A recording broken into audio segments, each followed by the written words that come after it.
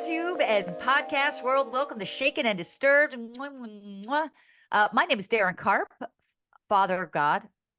That's right. And this is John Thrasher, mother of all creation. Mother of all creation. John, I want you to know that because we are on YouTube, hello, YouTube. Hi, I've YouTube. now, and Patreon, of course, I've really curated. I can't wear the same sweatshirt every day. I know. Today, yeah. I'm wearing a Seinfeld related t-shirt. And for all of you, everyone knows I'm a big Seinfeld fan. Obviously, I've talked about this before. If you've seen it before, this is a t-shirt that says, Darren's flashing us, Del Boca Vista. They don't want us there, so we're going. No, I would not have any clue what that means. It's Del Boca Vista, and it's Vista. They don't want us there, so we're going. And that's really, that was the emphasis on that. You need the good New York Jew accent in there, John. You have to work on that for next time. But wearing my Del Boca Vista shirt for every Seinfeld lover out there. And you are wearing something. I'm wearing a flannel. You are wearing a flanelle, as they say. A flanelle, if you will. And if you were heard me describe it on NMR and Patreon, it's the same outfit because we record these episodes back to back. Insider knowledge for you guys. Let me ask you this, Daryn. First of all, I had the exact same thought. We're doing video. I got to get my wardrobe together. You're right. I got to do something. Literally an hour before we recorded, I was like, what am I going to wear? So my thought is, all these other podcasts, all these other YouTubers are out here, rocking their Stitch Fix codes, So I'm asking, I used to do Stitch Fix. Stitch Fix, can you hook us up with a code? Okay, I will gladly tell you. By the way, for those who don't know, this is a free ad for Stitch Fix, I guess. They will send you clothes every week or two, Daryn, or something like that. Depends on how you want the algorithm. You can get them every week and get them every month. Okay. Whatever, And you can keep the things you like and pay for them or send back the stuff that you don't like. And I thought that would be a good thing to do with weekly YouTube videos so I don't wear the same thing every couple weeks. So anyway, working on that. We'll have to see how that goes. It was a nice service. I remember getting that at the office sometimes. And it was always like, oh, I didn't know that I would like this on me, but this works. So nice. There you go. Free ad. But anyway. Wait. I'm sorry. Before I forget, the other thing was, Daryn. Here we go. I like this Seinfeld shirt, but when are you going to wear the Seinfeld shirt I bought you for Christmas? Oh, I would have worn that one today, but it's in the laundry because I wore it 2 days ago. Oh, okay. Yay. So I'm glad to hear you wear it. I'm going to try and give you guys some Seinfeld gear as much as possible, just because, yes. But yes, I will wear the shirt that you got me because it's one of my favorites. It's just that it's literally in the laundry right now. Otherwise. Okay, good. No, I get it. I'm just giving you a hard time.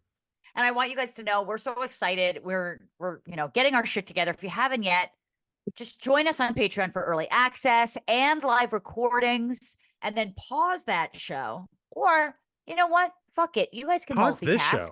Yeah. And subscribe. Here's us doing that smash button Darren's thing. doing that. Subscribe. Smash button, subscribe. Every single subscriber really helps us reach our goal. We would like to hit certain goals by certain periods of point. Just it helps visibility. It's really hard to get seen on YouTube. So we would like that. Just a little button. Your mom, your grandmother, your children, your pets. Magic would be nice. Yeah. Thank you. If he had a YouTube account, I'd make sure. Be nice if he supported us, but doesn't. I feel like Magic needs a YouTube channel. Daryn, thank you for that plug, by the way. That was great. And I hope all the listeners that are listening at the moment have subscribed. We'll do some shout outs at the end of the episode. Speaking of Magic and siblings and mothers. I have loaded into our soundboard. Yes. The Zooey's Notes segment. Yes. Hopefully you can hear it. I'm going to press it. Let me know if you hear it. And here are Zooey's notes. Oh, yes. That works there we go. Well. Yeah, that works so well. Give me one more. Give me one more. Yeah, here we go. And here are Zooey's notes. Perfect. Okay. Perfect. So moving forward, Zooey, I know you're listening. I know you listen every Sunday. She makes sure it comes out at 8 a.m. I'll never forget. I was in a grocery store parking lot and you're like, my mom told me that the show didn't go up yet today. And I'm like, what? Yep. And I was like, you turn your ass around. Stop hitting on guys in the grocery store, John. That wasn't that time. Yeah, I But know. Zoe, if you're listening and you have notes for us, you now have your own segment and sound effect button on my board, and we will move forward with any notes that you may have. She is actually the executive producer of the show. She's the EP, absolutely. Yeah. Like Megan's our researcher, and then my mom's the EP. So Yeah, thank you exactly. for loading that into our Yeah. soundboard, John. I really appreciate that. Yeah. Okay, so up top, I really wanted to get to something that a listener actually DM'd me about and asked us to talk about it. I DM'd John immediately so we could talk about it. So before we get into today's episode, there's some big true crime news that we have to comment on. NBC News reported on February 21st, 2024, that a settlement had finally been reached between the families of Gabby Petito and Brian Laundrie. And Gabby, of course, was the young woman who went missing a few years ago while Brian Laundrie disappeared and was later found dead via suicide. In notes found with his body, he confessed to killing Gabby, according to the FBI. Now, for those who don't remember, Daryn and I actually worked on a special for Investigation Discovery a few years ago. Daryn, you were on camera, and I was one of the producers in the background for the production company. So That's right. Very familiar. Yeah, yeah. Now, according to according to NBC News, Petito's parents sued Laundrie's parents and their lawyer, Stephen Bertolino, for intentional and reckless infliction of emotional distress. The Petitos alleged in the suit that Laundrie's parents and the lawyer knew Petito was dead, but lied to them and the public by issuing messages of hope that she'd be found. Bertolino did not immediately respond to a request for comment to NBC News on Wednesday night. He did tell NBC affiliate WFLA of Tampa that the civil suit has been settled. Quote, Christopher and Roberta Laundrie and I participated in mediation with the Petito family, and the civil lawsuit has now been resolved, end quote. That's what Bertolini said in a statement to the station. Now, quote, the terms of the resolution are confidential, and we look forward to putting this matter behind us, end quote. And yeah, and by the way, a wrongful death lawsuit was previously settled, and a judge awarded the Petito family $3 million in 2022. So, Daryn, this was such an interesting update. This was all reported by NBC News. By the way, you can go find this information anywhere at this point. It's pretty big true crime news. I guess what's our takeaway here before we get into this week's episode? Because is justice served in this scenario? Did the family actually know? They aren't guilty of anything. They were not charged with anything, but I don't know. What are your main takeaways about this scenario? This one's kind of tough because I think as it was going down, and even before we kind of really could conclusively decide what had happened here, meaning, obviously they went missing. We couldn't find anyone. I think most people had reasonably assumed at that point, due to the videos surfacing of them kind of on the way, that Brian had some issues with his anger, took it out on Gabby. They were sort of in an abusive relationship. Right. That there were a lot of warning signs that people ignored. What Brian's family knew about him is unclear as far as I'm concerned. We don't know just like we don't know what Gabby's family really thought about what was going on through Gabby's head or what was going on in Brian's head. But I'm torn here because I think anything I'm going to say is obviously speculation, right? So let me just say that right now, this is all speculation. Do I think that Brian's parents knew more than they let on to the public? Probably. I Given the timing, I would agree with that. Given the timing, given the fact that how it all happened, him eventually killing himself, admitting to killing Gabby, not really willing to face his own music with this, but also kind of in touch with his parents at the same time. I'm sure they knew something. I'm sure they knew something that they didn't want the other people to know. But I sort of understand that, and I sort of empathize with that, and I kind of ask myself, if I had kids, I would do anything to protect them. I really would. And maybe the right thing is make them go forward and make them go to the cops and face the music and do all that stuff. But I really understand that protective parent thing of being like, I'm going to protect you no matter what. I'm going to fucking make sure that no one can take you away from me. So now that they're both passed away, what is justice? Yeah, I know. I totally hear what you're saying. And I was thinking as you're saying that so many of our listeners are also parents. So I'm very curious what you guys listening would think about this scenario. And given the information that we do have, how would you act in a situation where your child was sort of on the run, at least? Well, let us know what you guys think about this news. I know we covered this, and obviously Daryn was on on TV, and I helped her get on. I didn't help you get on TV, but I helped you with that special in a sense. If you remember, I was the only one at that time, and this was before we found out that Brian had killed himself, and before he admitted to killing her. Although, again, reasonable set of assumptions that assume that he did that. I was the only one on that whole special to say that, hey, guys, he's still innocent by law, and he hasn't been brought to court, and we shouldn't be talking about him like that, which surprised me because I'm not a lawyer. And I'm not trained in this. I just have an opinion of like a citizen of how I would want to be treated. So that kind of surprised me too, of just how quickly people were so ready to just jump the gun on this. And I think even if that's right, what's waiting till you have all the facts? Totally. Wait till you have all the facts to make the correct assumption. Because if you're wrong, the damage that you are going to cause someone is going to be fucking horrible. I just wanted to get that talking about up top. Yeah, that's great. And thank you to the listener who sent that to us, who I think I have in a note somewhere, and I'll try to find it before the end of the episode. Well, let's move into the actual episode of today's the actual case for today's episode. This one's an interesting one. And Daryn, why don't you kick us off, and I can help us find who was the lovely person that made us. That's what I was trying to do. Yeah, you look it up, and I'll look it up for us. You look it up as I take this case. In 1928, William and Laura Cook of Joplin, Missouri, Mizzou, welcomed a new baby into the world and named him William after his father. The new baby, Billy, suffered from a slight birth defect that caused one of his eyelids to droop. And William Sr. worked as a coal miner while his wife cared for their many children. Some accounts, granted, this is about 100 years ago, some accounts say she had 7 kids, but we found stories that say she had as many as 10. Either way, this is a big family. It's a big family. This is a big family. Yeah. When even if it was 7 or 10 kids, it's like, what's another one? You know what I mean? It's a big fucking family. Well, it sounds like they lost count, which is tough. Which just goes to show, right? You got more than 2. Okay. And when Billy was 5 years old, his mother passed away suddenly. Her cause of death was later ruled to be a brain bleed that occurred about an hour before her body was discovered.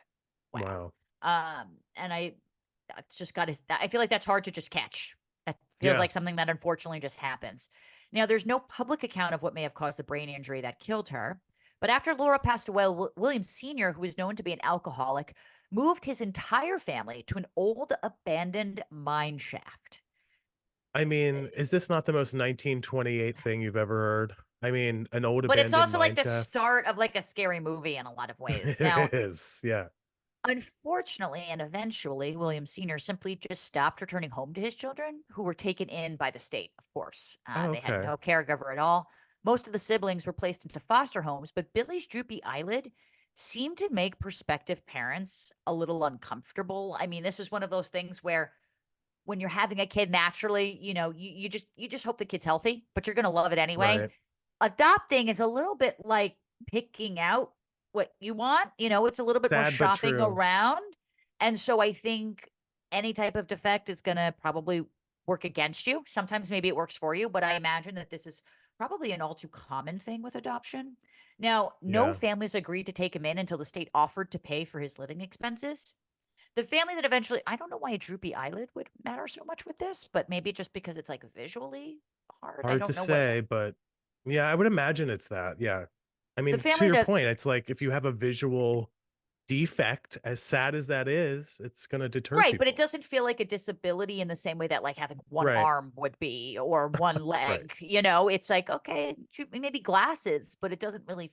Anyway, now the family that eventually took him in was more interested in profiting off the state than in actually providing the young boy a good quality of life. And for 2 Christmases in a row, Billy only got one gift. Billy's only gift was a bicycle. And it was almost immediately repossessed by the seller because the family refused to pay it off. I didn't even know you could repossess a bicycle. Well, I mean, you can repossess anything, I guess, if you're not willing to pay the down payment on something. Yeah. Now, again, this is a long time ago, so right. A big family, Now, unsurprisingly, Billy became more and more misbehaved as he grew up until he was eventually arrested for theft. Yeah, so tough start to his life here, unfortunately for Billy. By the way, Darren, I did look up our DMs between you and you did not let me know who sent it. So you're gonna have to do that research while I take on the I'm next gonna. segment here. Yes, yes, sir. Yes, sir. All right. Well, in court after his arrest, he informed the judge that he would prefer being sent to a reform school rather than return to his foster family. I mean, that's a really great indication that life at home, is not what he expected. It's not what he wanted. There's probably a lot more going on under that roof than we even know, frankly. So, when you're getting arrested and your options are to go home and you don't want to go home, big huge red flag there. Big, huge red flag. Also, it's Nicole Tacey, and I really appreciate you, Nicole, for sending it to us. Thank you, Nicole. Thank you, Nicole. Great observation, and thank you for letting us know.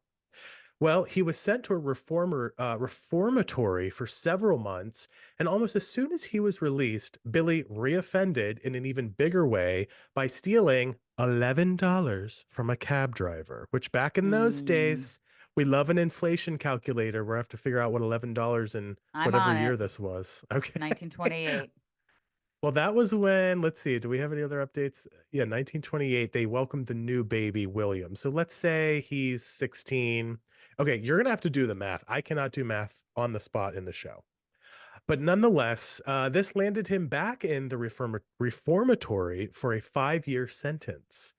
However, Billy didn't seem to fare any better inside the reformatory. I don't know why I'm having such a hard time saying that, where, of course, he would routinely fight the other boys. So very aggressive in nature, etc. $11 in 1928 is the equivalent to about $195 today. Oh, that's that's a theft. So Oh, not a break the bank type of thing, but certainly that's stealing. I mean, that's not a cup of coffee. Of course. Yeah. Yeah, especially back then. Even if it was a cup of coffee, it's still stealing. So I don't want to get. That's right. And by the that. way, don't try to steal my cup of coffee. No, I mean, no, sweetie, I don't want that blueberry hazelnut cotton candy God. corn thing. I'm good. I'm never. God. Excuse me. God. Cotton candy corn. Ugh, I would never do that. I love cotton candy, but not candy corn. I'm never going to live that Dunkin' Donuts thing down, am I? That's just how it's going to be. No, you ruined everything for me. I can never see you the same way. Oh. You might as well commit a crime. You might as well murder someone because I already feel that way about you. Oh. Anything else you want to get off your chest, or? I'll wait to the middle of the episode when you're in the middle of a sentence to interrupt you even more. How about that? Great. Cool. Here we go. Same page. Yeah, same page. Yeah, same page. The reform school, as you might expect, was unable to handle his violent behavior and decided to transfer Billy to a state prison where he continued to get in trouble, at one point nearly killing another prisoner when he beat him with a baseball bat when he made fun of Billy's droopy eyelid. This droopy eyelid is just continuing to wreak havoc on his life. Kids are cruel. I imagine all the, It's true. It's just, it's hard. Well, in 1950, 22-year-old Billy was released from prison. Now he sported a set of knuckle tattoos that spelled out the word hard luck. Daryn, of course, you have the same tattoos on your knuckles, as we can see on the YouTube video. That's right. That's right. He'd also cultivated the nickname Cockeyed Cook. Okay. Billy made a quick stop in his hometown of Joplin to visit with his father, who was now a full-blown alcoholic. Now, I'm not sure if this is the adopted father or his original biological father, but whoever it is. But as mentioned, after not seeing his father in over 10 years, Billy told him that his life's ambition was now to, quote, live by the gun and roam, end quote. That's not good. Billy decided to keep traveling west, stopping briefly in El Paso, where he purchased a .32 caliber pistol, and again in California before roaming back east to Lubbock, Texas. So he's loading up on weapons. He's fresh out of prison. He's got hard luck on his side and on his hands. And we can probably guess where this episode's going to go next, right? Well, on I think we can. On December 29th, the police received a call from a man named Lee Archer, who had an extremely strange story to share. Now, the previous day, Lee picked up a young male hitchhiker on Route 66. The two drove. I feel like Route 66 is like the most quintessential route. Hello, it's Jeans. Isn't it Jeans? Route 66 jeans. Let me look it up. Is that? There was a talking about, jeans John? company. Give me a second. Okay. Yeah, Route 66 jeans. Yeah. Thank you. Is that a now thing? Hold on. I want to say it was a 90s thing.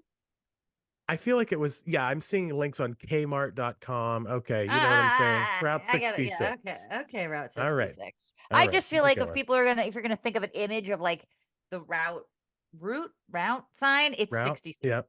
I don't know. Absolutely. That's probably why they decided to make a jean company, because it's recognizable.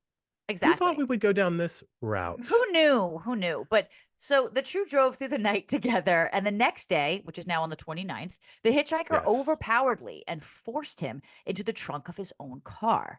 Lee's car was a manual transmission, and from what Lee could tell inside the trunk, the hitchhiker didn't know how to drive stick. And let me tell you, as someone who can drive stick, watching someone I learned to drive on a stick.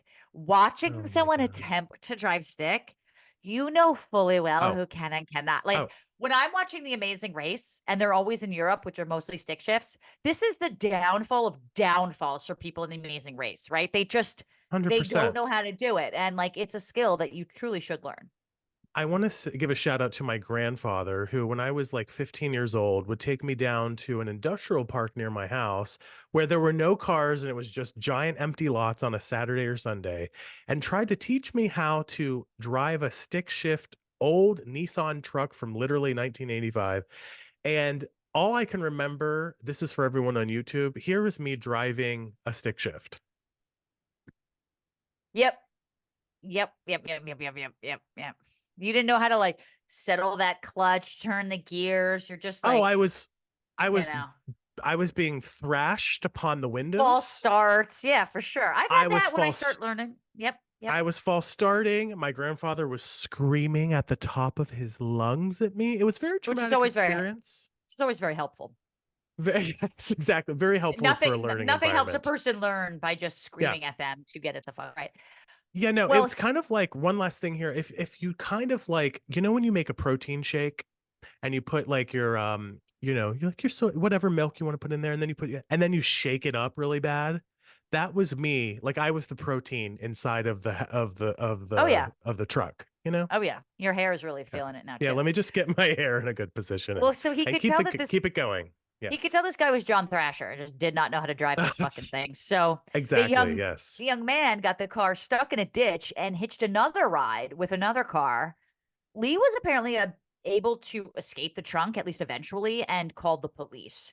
Now, by this time, his would-be robber was long. I don't even know how you escape a trunk. Like, I don't know how that works. Especially back then. I don't think they had like emergency releases, but okay.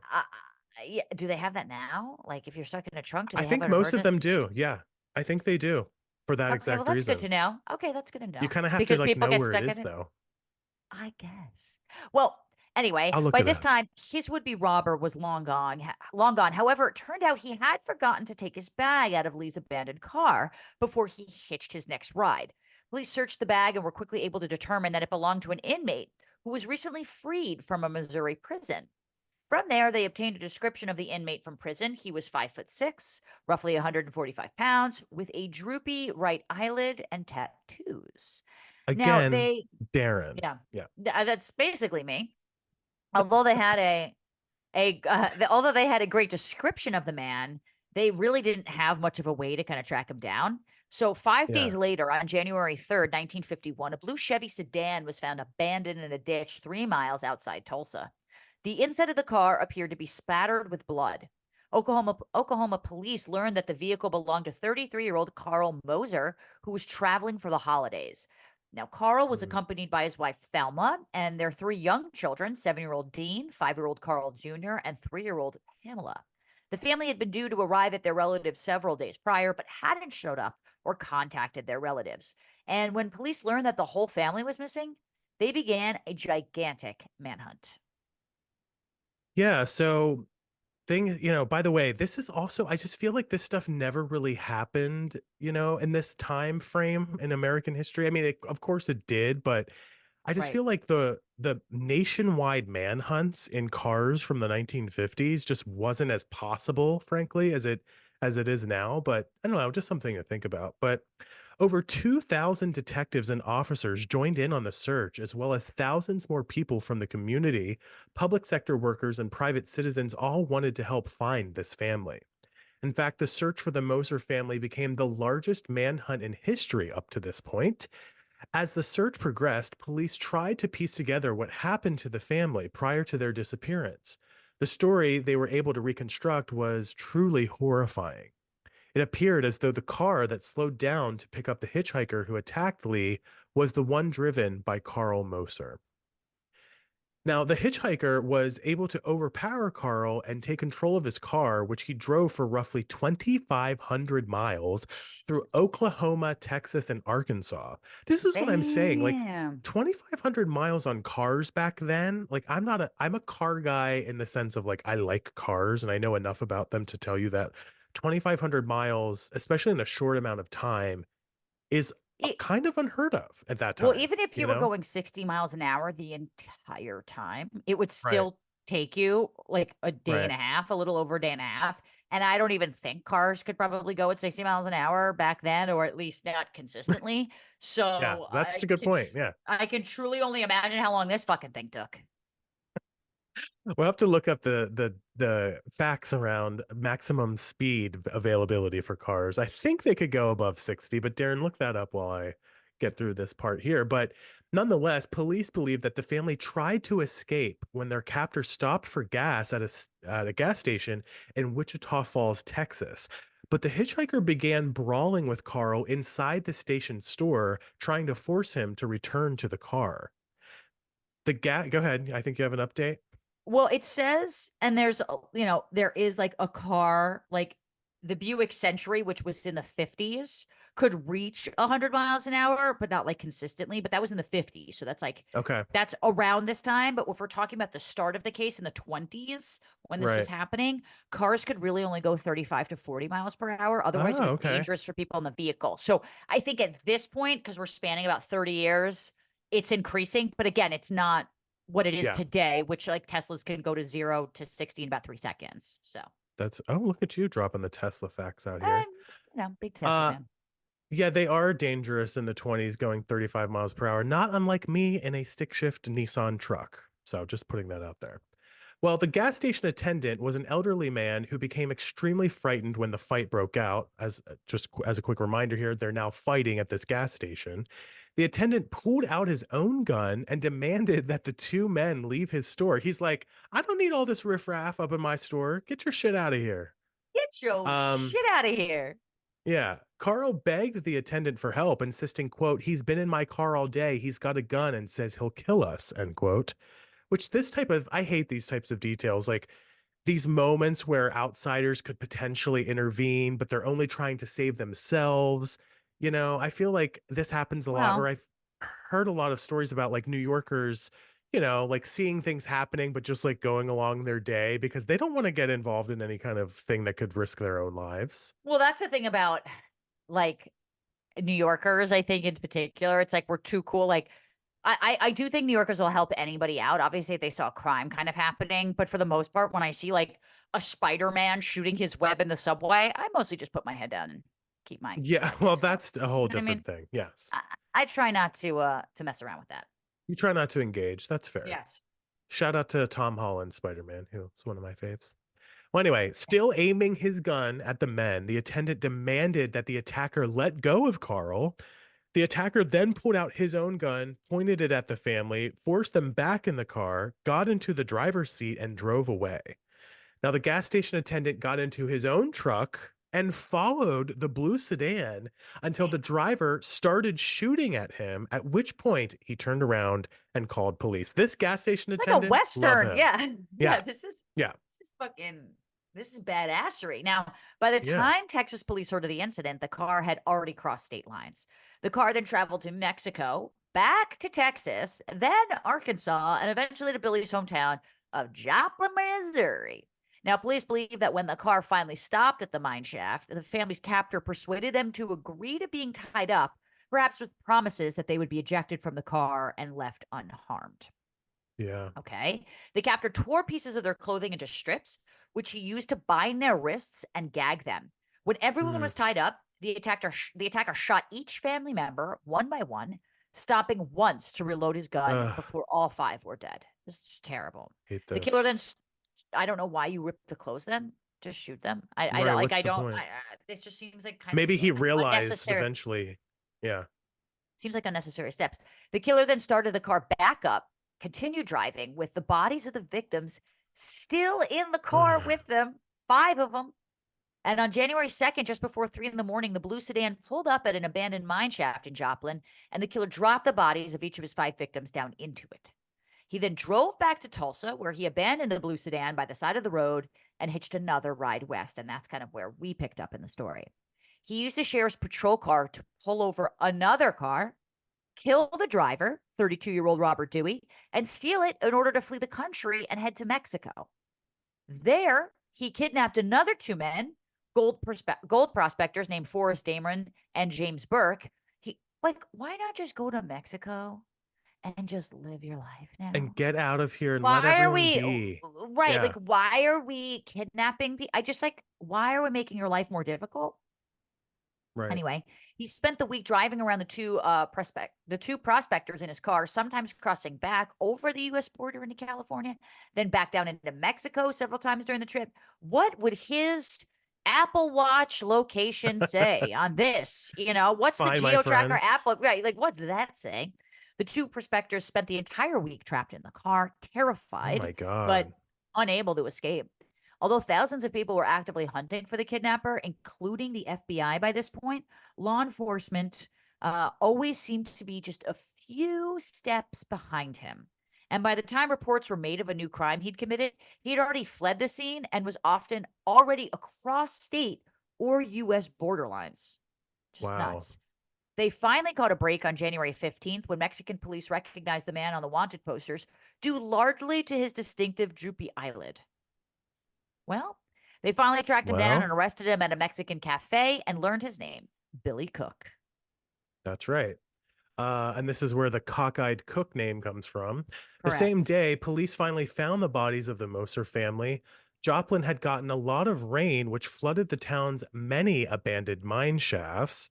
Tragically, the bodies of the 5 Mosers floated to the top of the shaft where they'd been dumped, and police were able to retrieve their buried bodies and finish piecing together what went on during Billy's killing spree.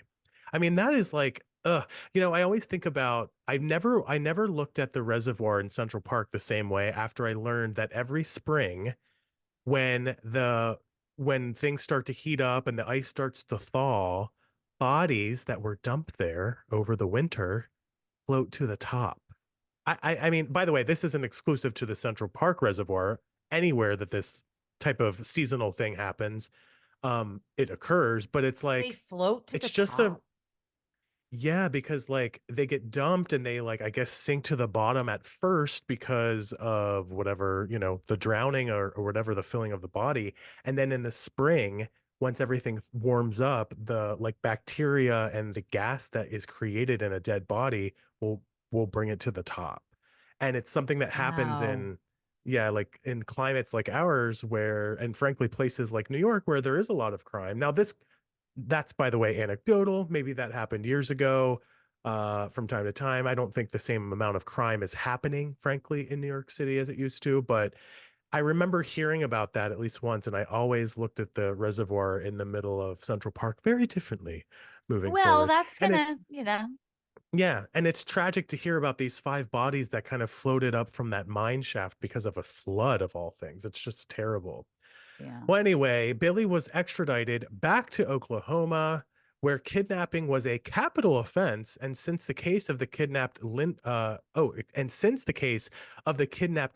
baby back in 1932 was almost always punished by execution. Billy let the prison guards know that he expected this to be his fate as well. And the Cockeyed Cook was given a bench trial, meaning he was tried by a judge but no jury. Now, this is relatively uncommon, but legal. Megan tells us, by the way, who's a very good researcher and has her own experiences with legal backgrounds. The Oklahoma judge sentenced him to 300 years in prison. Of course, he'd never be free again, but would also be able to keep his life. This was an extremely controversial decision at the time in the conservative state, and a large portion of the public was outspokenly upset by this ruling. People wanted him to, Yeah, I get bet. the death penalty for all of this death and destruction. The day that the verdict was announced, the US Department of Justice had an announcement of their own. Billy would now be extradited to California to be tried for his crimes in that state as well. Well, because he hit Now, every single fucking state. that's right. Yeah, that's Yeah. right. He was on a tear in that old car, going 30 miles per hour or whatever. Anyway, California had an airtight murder case against Billy. He'd used a deputy car to pull over Robert Dewey and execute him. Now, this trial began in November of 1951, and it took a jury less than an hour, which I think is maybe the quickest time I've ever reported here on our show, or Martinis and Murder. I've never heard of a jury deliberating for less than an hour to find Billy guilty of murder. And this time, he did receive the death sentence that he had been expecting. Although he tried to appeal his sentence numerous times, all were denied. And on December 12th, 1952, Billy took his last breaths inside a gas chamber, of all things, in San Quentin prison. Following his death, his body was put on display to the public, where over 15,000 people came to see him. This is crazy. I don't know how I'd never heard about this. Billy was then buried in the middle of the night by his family in a cemetery in his hometown. Now, this was one of those cases, Daryn, where I was like, I had heard his name. I had actually heard of the Cockeyed Cook. I always thought it was Cockeyed Crook, and I just maybe misheard it. But yeah, it's a really disturbing case, and I just think about that mine shaft with those bodies, and it's just all types of uncomfortable. I guess I wonder why though, because I guess for the first one he got 300 years and no, so this was the U.S. Department of Justice that had given him death, which is why the gas chamber. But the state judge, the Oklahoma judge, did not and gave him 300 years. Now, obviously, the U.S. Department of Justice is going to override any state thing, so I guess that's why he got the. Jeez. Yeah, it's a tough one. Wow. Well, let us know what you guys think. Weird. Yeah, let us know what you guys think at Carpe Daryn, at J Thrasher. You can hit us up on Patreon. You can comment on this on YouTube if you're watching on YouTube. Let us know in the comments below. Yeah, we're doing that now here on YouTube. Smash that subscribe and let us know in the comments. Subscribe. There you go. Comments. Yes. Well, again, thanks to some of you who have shared your picture and who have subscribed to our channel. Yeah, Daryn, I want to shout some them new out. subs. New subsies. Shout out to the tuna sub. Here are the 6 inches for this week. Here are the footlongs. Yikes. Sorry, John, you're 6 inches. These people are footlongs. Hetty51, thank you so much. We've got Douglas, our longtime friend of the show, Philip, Jennifer B, Annabelle J, Nikki B. And once again, please go and subscribe to our YouTube channel if you want to be shouted out on our next episode. We thank you every single week. Thank you so much for hitting subscribe and smashing that button. It's youtube.com/@shaken and disturbed. You have to put that @ sign in there for that to work. So just search for it or click the link in this week's show notes. We make it super easy for you. There you go. I wanted to give one other listener shout out, my friend Mike Cruz. Mike is my new fitness coach. Okay. And he is open to helping anyone. He wrote me out this huge weekly plan that I've been following. To what degree of success is not for anyone, is neither here nor there. It takes time, sweetie. It takes time. Yeah, it does take time, but he's so passionate about fitness, and I had to give him a shout out. He's a great guy, and you guys can check him out on TikTok. He does TikTok lives, and he's on Instagram, so check him out at Coach M Cruz. That's CoachMCruz. So thank you, Mike, for your help. I really appreciate it. Just so I know, he's a coach. Is he a trainer? Like, would he be with you in the gym, or he tells you, I need you to do 50 sit-ups 3 times a week. Here's the plan. That's exactly it. Yes, he is virtual. Okay. He's not here in Pittsburgh with me. I think he's based out of New York. But he can do everything remotely for you in terms of like writing out a plan. His plan was super robust. You just give him the information and the goals that you want to hit, and he will write it out for you within a couple days. It's very robust. He's really passionate about it. Let me just say this. I'll just go one step further. I'm on TikTok a lot. I'm on Instagram a lot. I see a lot of these fitness bros come on, and they're swole, and they're gigantic, and they're bodybuilders, and there's nothing wrong with that. But Mike really kind of is a different type of guy. Like he used to be like a high school like football and baseball coach or something. So he's really passionate about getting the results and just helping people in a way that doesn't seem as gimmicky. And it's just been a really great partnership. And he seems like a really nice guy. So I wanted to give him a shout out. Yeah. And you guys should know that we're going to be giving John Thrasher weekly weigh-ins on this YouTube podcast. Oh my God. So every week we're going to have him weigh in and weigh out on the podcast. How about a flex? I'll do some flexing. Yeah. Give me a couple weeks and I'll start flexing. Darren's got some nice guns. Look out now. Nice, come on now. Yeah. Yeah. No. Oh, okay. Well, speaking of that weigh-in perk that we're going to be giving John, which is a little abusive. That's right. Patreon. We have brand new Patreon perks. If you sign up for the Radish or Sussy Radish tier, you can join us live every single week and during our recording to weigh in on the case, talk with other listeners, participate in polls, and essentially just be another co-host of the show. Any tier means the world to us. So check it out on patreon.com/shaken and disturbed or click the link in our show notes. John? That's right. Those live recordings are coming soon. I'm working on the technical part of that, which is a little complicated with YouTube, quite frankly. But I know we have to make sure that you guys can like hear us and hear yourself. So it's a little bit of a roadblock, but we're getting to it. We're not going to promise it without giving it. So just FYI. Absolutely. It's coming. Just give us like another week or two and we'll be announcing far in advance. So those of you guys who want to join us on those lives can join in. And are you keeping your weekly sign off, John? I'm going to go back to the one. Yes, I'm going to keep it. But if you remember, the fun part about checking your mushrooms was that I misspoke and I said, make sure you chook your mushrooms. So there you go. I'm choking as we speak. And on my end, check your pits, especially if you have a penis. We're going to be doing weekly John Wayans every single week, people. No, He's we're got not. a penis. We're not. It's either checking your pits or checking your weight. John, this is the podcast. Sacrifice for it now. Come on now. The way this show ends is so uncomfortable for me. We'll see you guys next time. Weekly arm wrestling. All right. Bye, guys. Love you. You'll win that. Okay. See you guys. Bye.